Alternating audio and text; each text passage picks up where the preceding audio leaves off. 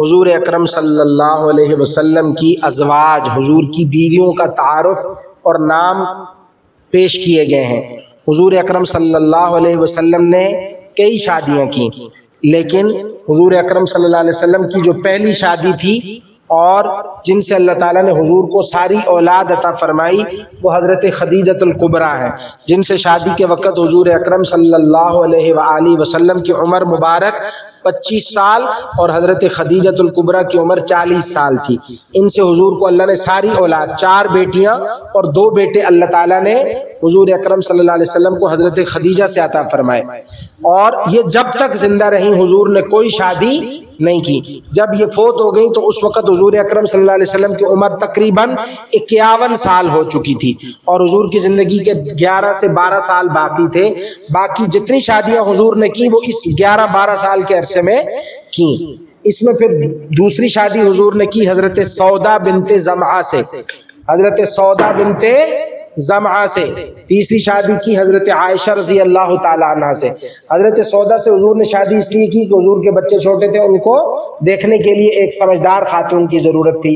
حضرت عائشہ سے شادی جو ہے وہ اس لیے کی کہ حضرت عائشہ چھوٹی عمر کی تھی اور چھوٹی عمر کی بچی کا حافظہ بہت اچھا ہوتا ہے، تو وہ حضور اکرم صلی اللہ علیہ وسلم کے گھر میں آ کر حضور کے معمولات کو انہوں نے دیکھا، اپنے ذہن میں محفوظ کیا، اور حضور کے بعد لمبے عرصے تک وہ زندہ رہیں اور حضور کی تعلیمات اور احادیث امت کو بتلاتی رہیں۔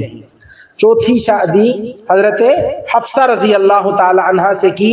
حضرت حفصہ رضی اللہ تعالی عنہ حضرت عمر کی بیٹی ہیں، ان کو طلاق ہو گئی تھی، تو حضرت عمر بڑے پریشان تھے، اور حضرت عمر رضی اللہ تعالیٰ عنہ ان کی شادی کے لیے حضرت عثمان کے پاس بھی گئے، حضرت ابوبکر کے پاس بھی گئے، لیکن کسی نے جب وہ قبول نہیں کیا۔ خصوصاً حضرت ابوبکر رضی اللہ تعالیٰ عنہ کو تو پتہ تھا کہ حضور اکرم صلی اللہ علیہ وسلم حضرت حفصہ سے شادی کرنا چاہتے ہیں، اور وہ اس راز کو ظاہر نہیں کرنا چاہتے تھے۔ انہوں نے حضرت عمر کو کوئی بھی جواب نہیں دیا، بالکل چپ رہے۔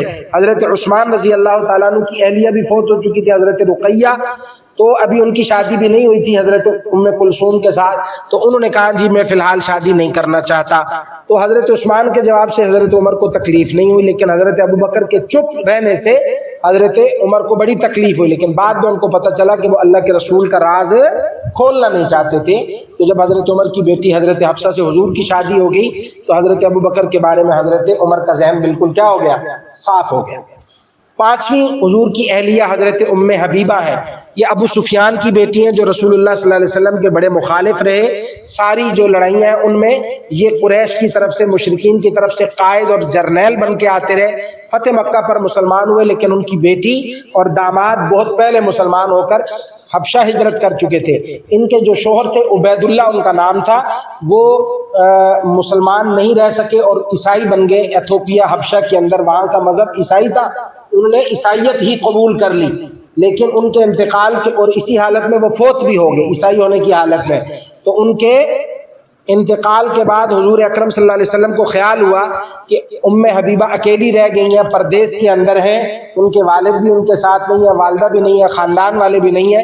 تو حضور نے اپنا ایک وکیل اور نمائندہ ان کے پاس بھیجا کہ میں تم سے شادی کرنا چاہتا ہوں۔ حبشہ کے بادشاہ نجاشی نے نکاح پڑھایا، 4000 درہم مہر مقرر کیا اور حضور کے ساتھ ان کی شادی ہو گئی۔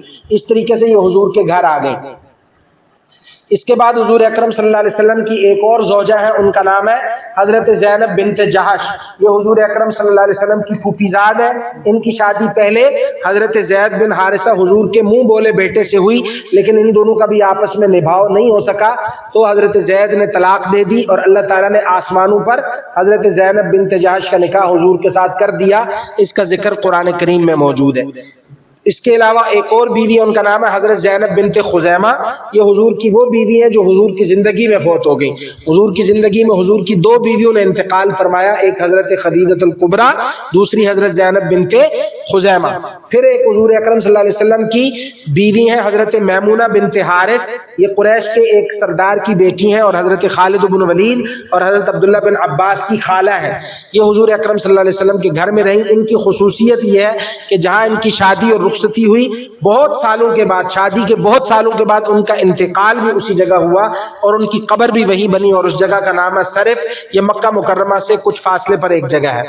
اس کے بعد حضور اکرم صلی اللہ علیہ وسلم کی ایک اور بیوی ہے، ان کا نام ہے حضرت जुवैरिया یہ قبیلہ بنی مستلق کے سردار کی بیٹی تھی اور ان کے ساتھ شادی کرنے کی وجہ سے یہ پورا قبیلہ حضور کے ساتھ وابستہ ہو گیا، مسلمان ہو گیا۔ پھر ایک حضور اکرم صلی اللہ علیہ وسلم کی بیوی ہیں حضرت صفیہ۔